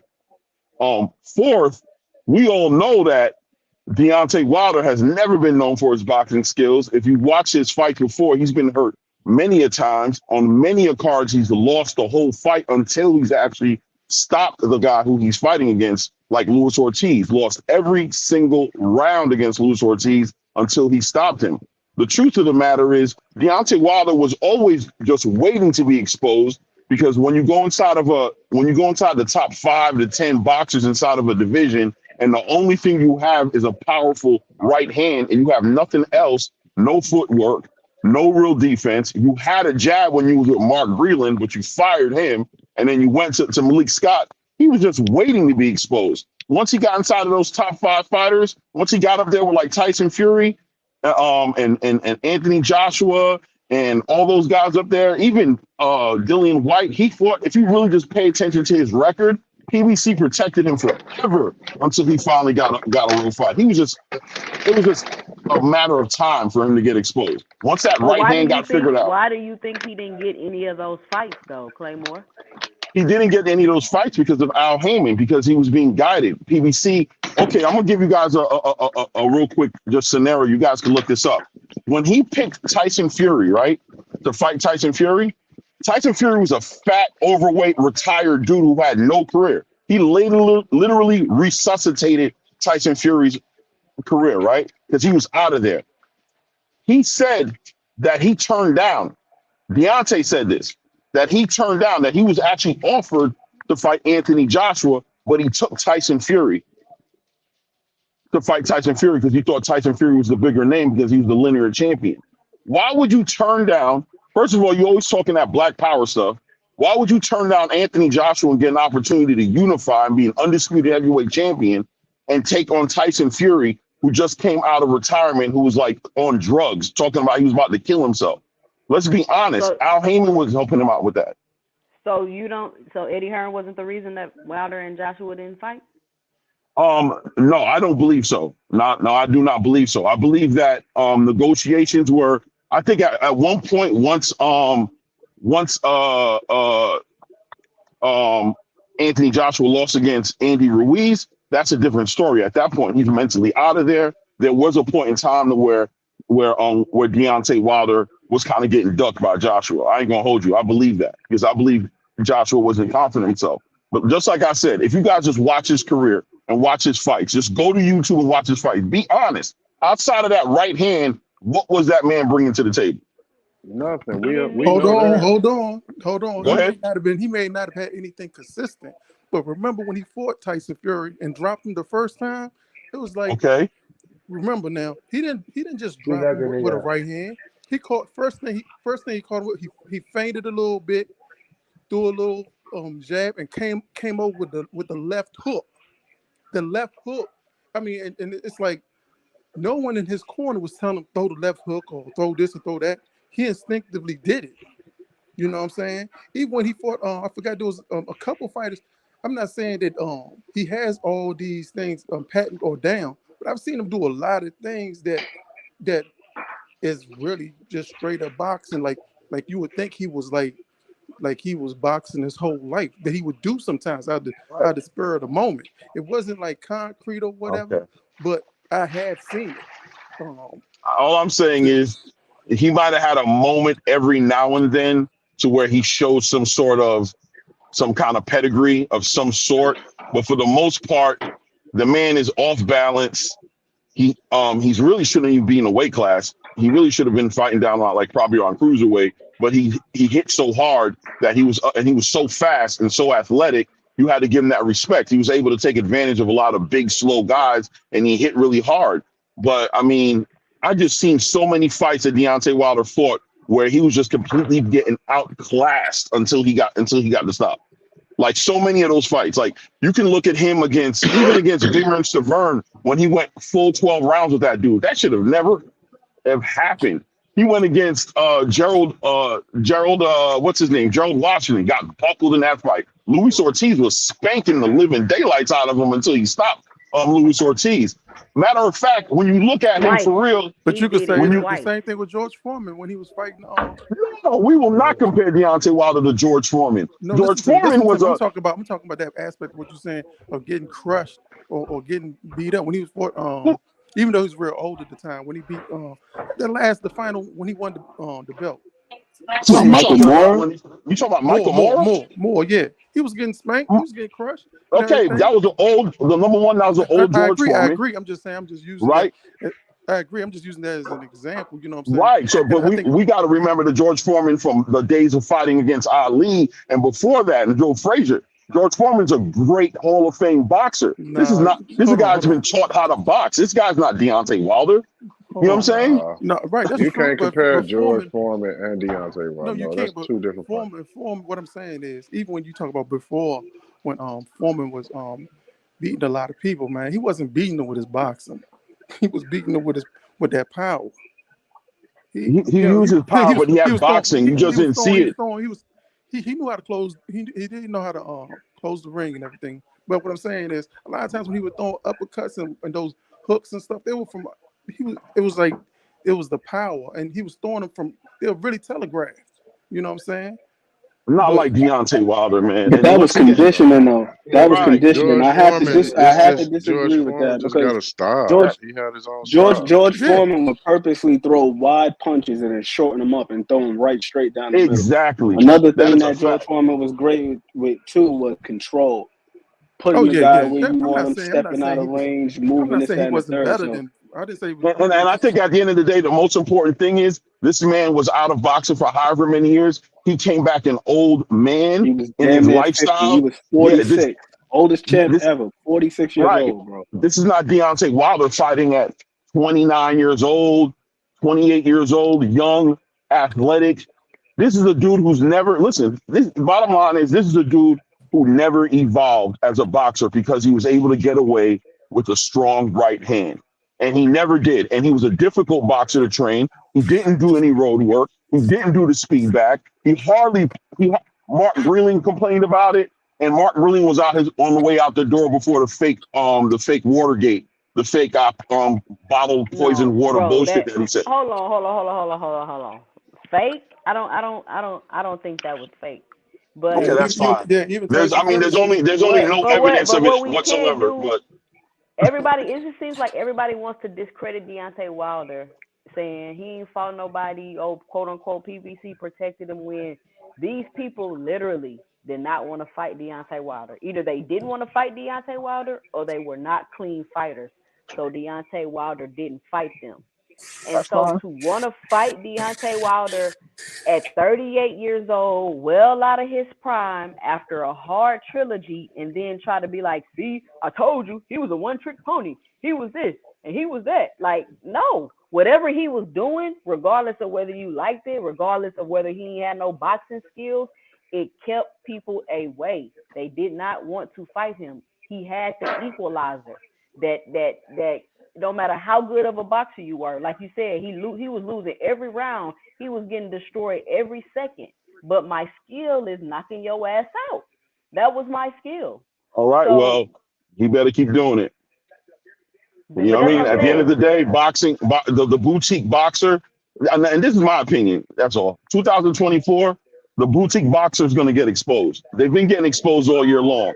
All these guys who've been getting through the Regis Prograis, I don't want to say Errol Spence because I know he's a skilled boxer, but at the same time, the people who haven't been evolving, who haven't been getting better at boxing, who've been getting away with what works for them, it's getting to the point now It's where there's a losing. lot. There's skilled boxers in the game now, and you guys got to all train. And you can't be drinking and flipping your car 5 times, and you can't not be running. You can't be sitting there living your great That's life. right. You can't be sitting there doing ayahuasca and having a trip and finding your spirit world and being blessed by God and don't have to put no effort in it. Quoted by Deontay Wilder saying he had to put no effort. He's been God blessed. Even Malik Scott said that dumbass nonsense to him in the corner. Do you feel blessed? What do you mean? Do you feel blessed? Hold on. We got CK Ray in the building. What's up, CK Ray? Hey, what's going on? Shout out to the panel, Claymore, my man. Always cooking on the same thing. But wait. Let me respond to you real quick, Claymore, because this is the thing.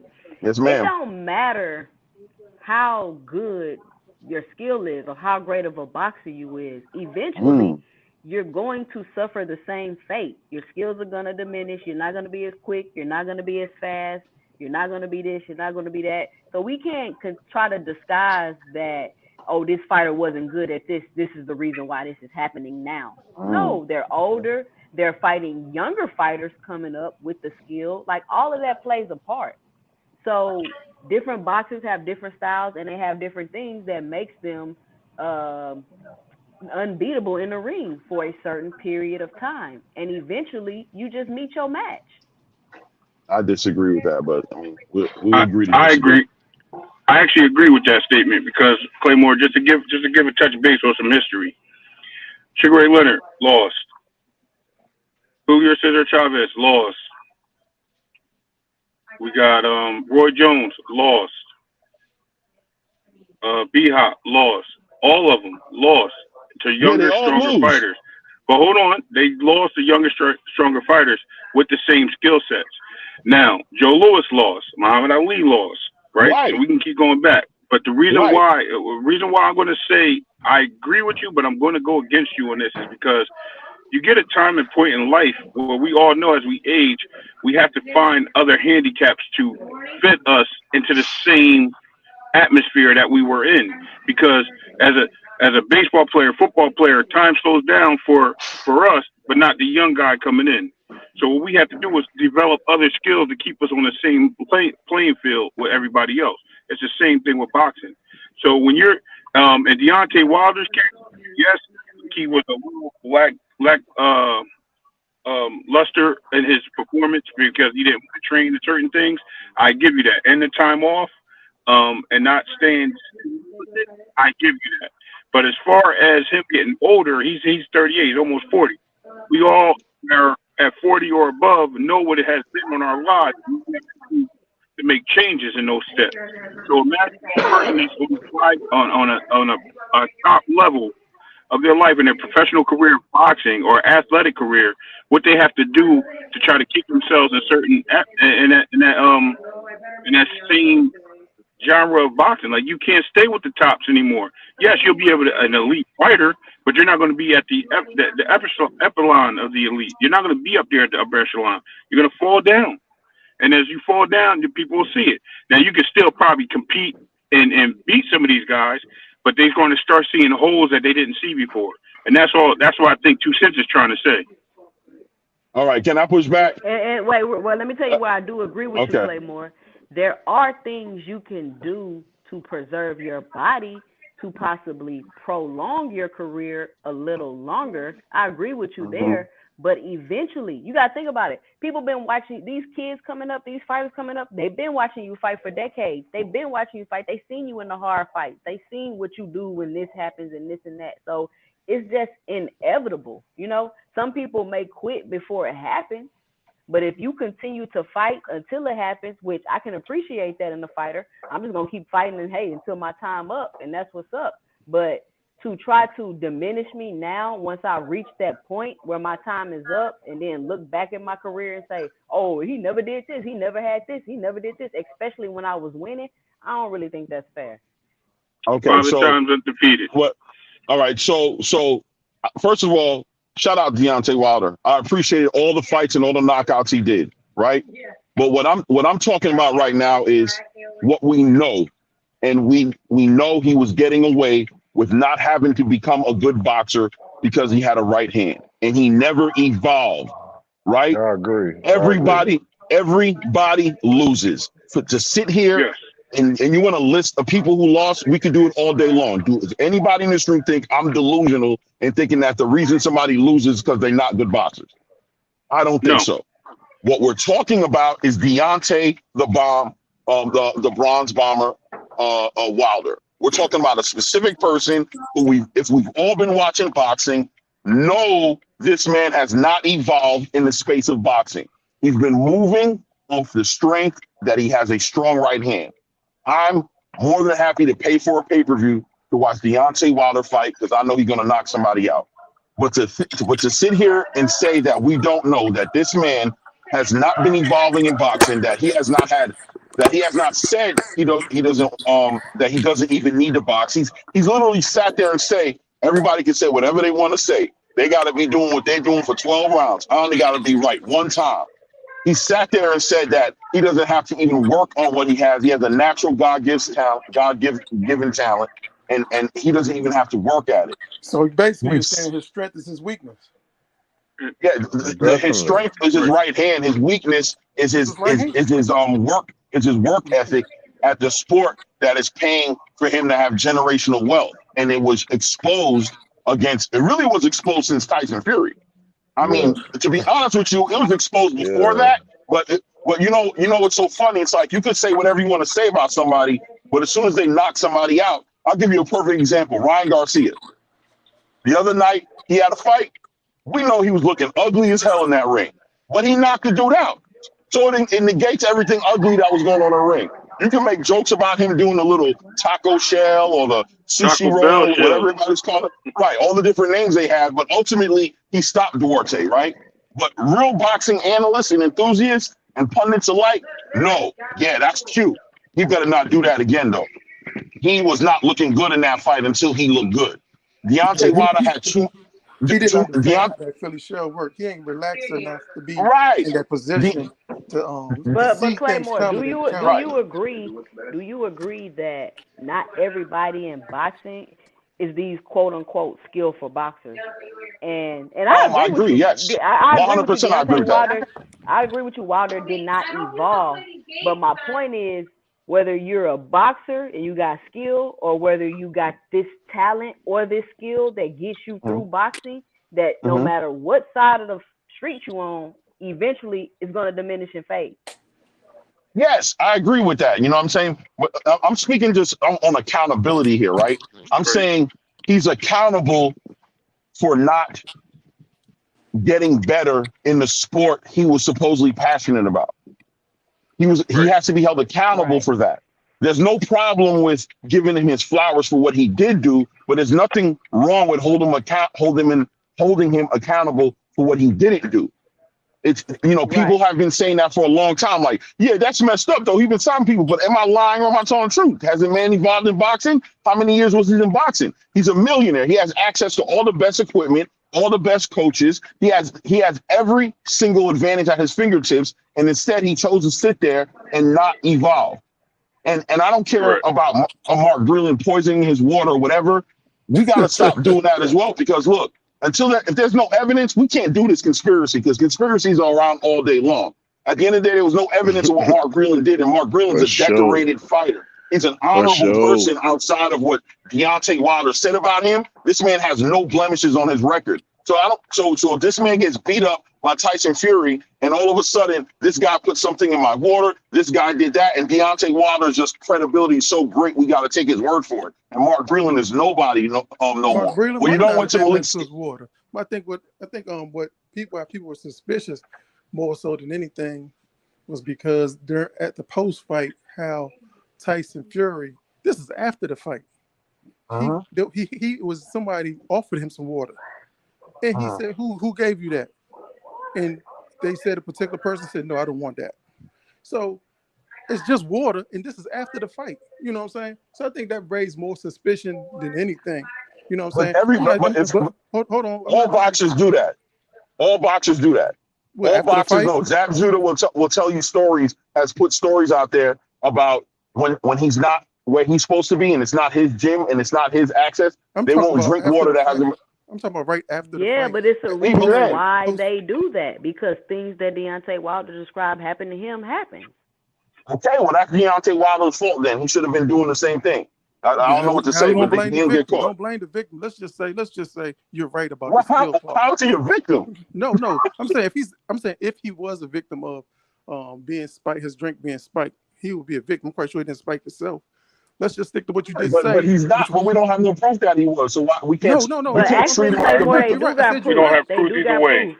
Real recognized fake says the man did. He didn't give it. The man said he didn't give him any water, and on camera you can see him giving him water that looked cloudy. So there's the proof right there. But we don't go down the rabbit hole with this. Yeah, Mark Breland was saying he didn't give Deontay. He was swearing up and down he didn't give Deontay Wilder water. And then there's a video of him giving Deontay Wilder water. So rather than looking at his boxing and seeing him completely get dominated in something we know he's not good at, we'd rather entertain him being poisoned. It's not even about the fact that he lost. It's about the fact that something was up. Something happened. Yeah, he didn't know how to box. Hold on, George Foreman said the same thing about the Rumble in the Jungle.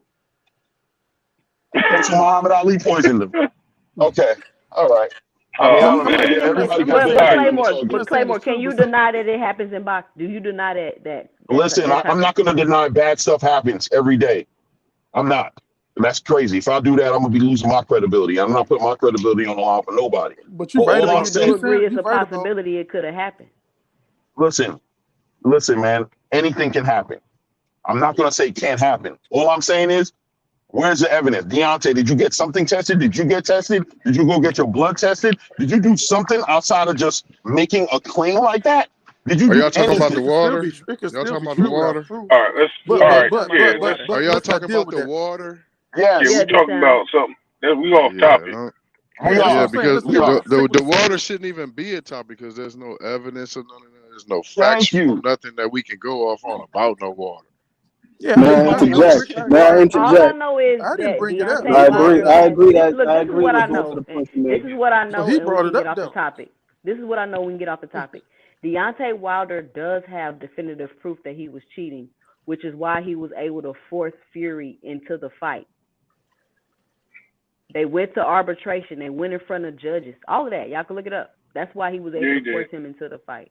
So all that ain't no proof and all of that. It actually is proof. But we can get off of that. Well, that's proof that the water was poisoned? To the water. I thought it was about his gloves, though. It was about the gloves. It was about the gloves. But that's even worse. That's even worse. No, I'll give the glove legitimacy because the pictures look crazy. Oh no, Tyson Fury said he was dipping his gloves in antifreeze. There ain't no theory on that. Listen. I'm not going to argue that. Just the pictures I saw alone on the gloves, I'm going to keep it 100. But the water, come on, bro. But I'm saying though, far-fetched. Yeah, that's a little bit more far-fetched. But it's worse if you're cheating with the gloves, though. You know what I'm saying? That's even worse. So it is. So we're really talking about a person who cheated with gloves. Maybe each fight. Right. So look, I'm not going to be the one to sit here and defend Tyson Fury, bro. He's a cheater in multiple different places outside of being accused. But all I'm saying is, as far as just to bring it full circle, right? But you will say he got skills, though, right? 100%, he does. He's a skilled boxer. So with all the skills he got, he's still going to cheat. And if he would have just came in there with his skills against Wilder, we wouldn't be having this discussion now. Wilder probably would have been able to retire and go off into sunset. You know, maybe I guess. So it's like, as much as we want to put certain things to the side or whatever, there's a lot of circumstantial evidence to prove that this very skillful person was cheating. And I think we are, when we get away from that, we do a disservice to these youngins coming up, because a lot of these youngins got skills too, and they may say, you know what, hey, I might have to do a Fury with this dude because he got a good right hand. I mean, look, yes, I'm not going to deny what you're saying. I hear what you're saying, and I wasn't trying to give credibility to cheaters, but I don't think what I'm trying to say is Deontay Wilder. Credibility to Deontay for only having a right hand and not cheating. Then. Well, the thing is, we have to be able to compartmentalize and say that you can give him that credit. That's cool. What you just said, I'll give him credit for that as well. Let me do this. I'm going to tell you how you can't box. If we want to be true, truthful and honest, that's all Deontay really had was a right hand. That's all I'm saying. Yeah, right. Let me do this. Let me try to be a little bit more clear because I stay down the middle, so I listen and then I talk. So what I'm thinking is Claymore is saying is that as a track athlete, you're fast and you're fast from and you said you can work with this because you ran track. You're fast from gait, but if you don't continue to press and work on that and the breathing, the training for your legs, the training for wind sprints, whatever you're doing, you're going to lose to somebody that is practicing every day that's trying to get better. That's where a I think great he's coming example. from. God damn it. I don't. So what I'm saying is, at the same time, on the other side, we're saying that if I have a natural ability, Deion Sanders, of being fast, why do I need to sit there and tackle people when I could just intercept the ball, run them back for touchdowns? So we have to look at it on both sides. Talent sometimes outweighs skill. Skills sometimes, most of the time, outweighs talent. Wait. Okay, go ahead. Hold on. Finish. Hold on. I'm not going. Ahead. Hold on. Let me finish. That Deion example was a horrible one, dog. Deion was a horrible one because Deion wasn't. Because you're making Deion it sound didn't go like he out there was a making skilled tackles. player. All right, but he. I didn't. Hold on. But Deion was also talented, right? Right, but he wasn't always the fastest. I think his talent. He also had to learn his skill. No, his skill came from talent. Right. So I'm a big natural talent that God gave him, or the fact that he learned how to be a great, that he learned how to be a great cornerback. Remember, skills are developed. Talent is given. It's born with. Exactly. So that's what I just said. We don't know what Deion had talent. Deontay? I'm saying Deontay didn't develop. Deontay had talent in his right hand, right? His boxing was one punch, knock you out. Regardless, right. I've seen him jab in the ring. I've seen him do some things that were of a traditional boxing in his younger days. But when you're so reliant on just the one thing that you do and you don't work on everything else, what happens? Eventually, it catches up to you. Unfortunately, last night it caught up to him. Actually, Fury caught up to him. Right? And remember, everybody was talking about him being Fury gaining weight to lean on him and made him tired, right? So then he was like, yo, he ain't have endurance. He was tired. He was in the 12th round. He couldn't swing. This man actually was in the 12th round and looked good. He still was getting hit, but he still had his legs. He was still moving left to right. He didn't lose a beat. He was not out of breath. Like, he looked better. So I don't know if he did work on that cardio-wise or whatever the case may be. Maybe it was the weight because he was about 235. He was at 213. We don't know. First of all, we're just assuming. We're just spectators. So we have to also give the due diligence of him managing a fight and being able to go 12 rounds without looking like he was dragged in a race.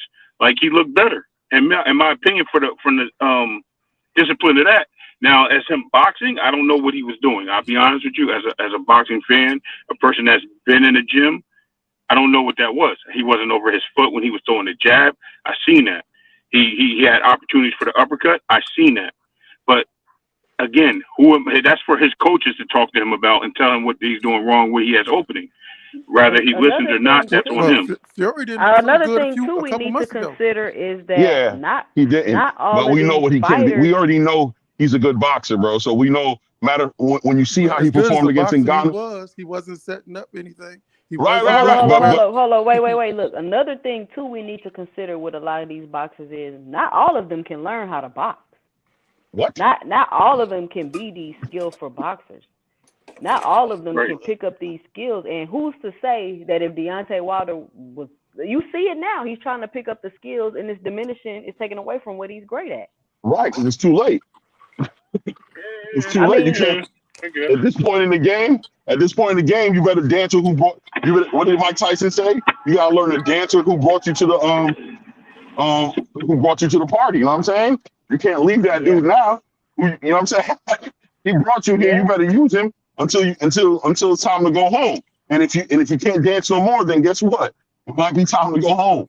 So Deontay has to weigh out some things. You know what I mean? In his life, he has to have some conversations about what he's gonna do.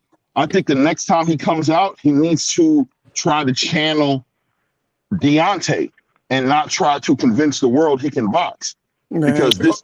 And I think it would have been, and me and my brother had this discussion. He was basically telling me, he was like, man, Deontay maxed out. Like, it's nothing he could do. And I was just like, romanticizing it. Like, what if Deontay could just pick up these skills, come back, be a boxer for the next 2-3 years, be even more dangerous because now he got some skill mixed with the power. That would have been an excellent story. But I mean, I just don't think it's going to happen. Want me to tell you how he can do it? I'll be honest with you. This is how he does it. He has to start fighting on undercards, fighting nobodies, working out the skills by getting active, but he will not get better fighting the best of the best and trying to box now. I'm telling you, it's not going But to work this for is him. the thing, though, Claymore. Now he finally has the opportunity to fight the best because now they want to fight him.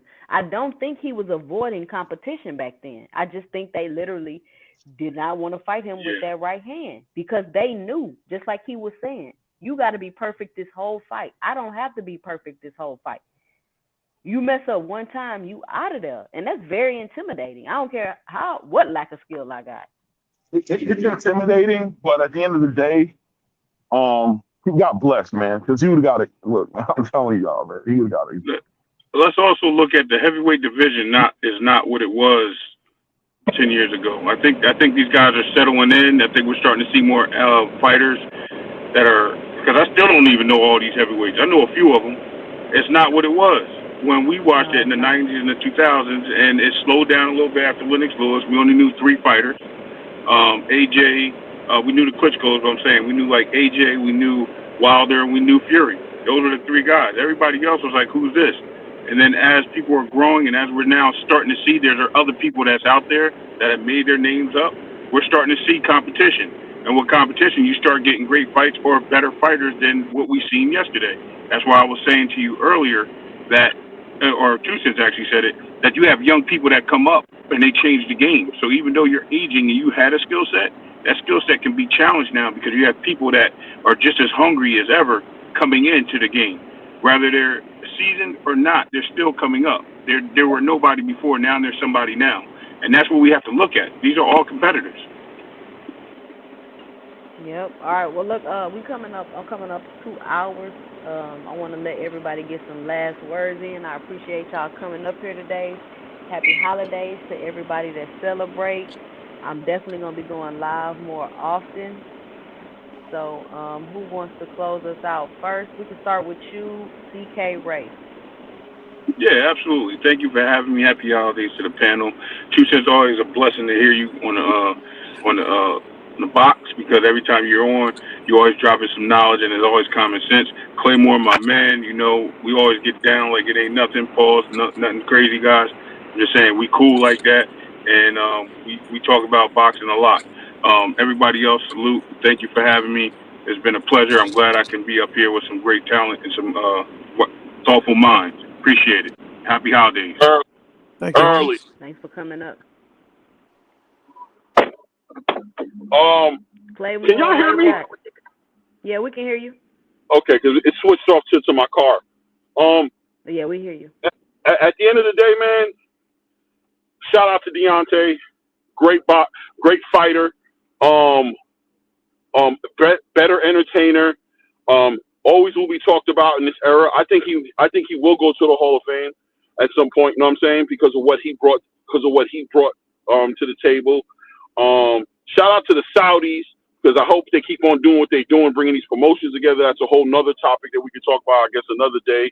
Shout out to Daniel Dubois for shining and showing these people he got heart. I don't know where he gonna go with it, but I love the heart he showed. That was an inspirational fight to see him do what he did yesterday, man. And shout out to the chat. Shout out to you guys. Thank you, 2 Cents, for always leaving your platform available for us to sit here and build and bump heads and go crazy. I really appreciate you. Hey, y'all make sure y'all go follow Claymore Rain. Claymore, go ahead and drop your link in the chat. He has a great channel, excellent content. Joseph, you left already? You still there? I see you still on the panel. All right, I don't think Joseph up here. All right, Ann McQueen, you got some final words?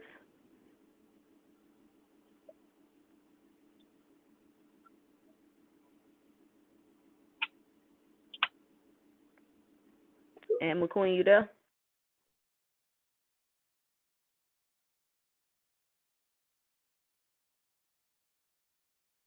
All right, I guess Ann McQueen not there. All right, well, I want to thank everybody for coming. I'm Jay, and this is our 2 Cents, where we talk everything boxing, and everybody's entitled to their own opinion. If you're listening to the replay of this live, be sure to punch that like and subscribe button, and be sure to let me know and drop it below your 2 cents about the topic at hand. I hope everybody have happy holidays. If that's what you do, enjoy your family, enjoy your time off, and I'll see you guys on the next live.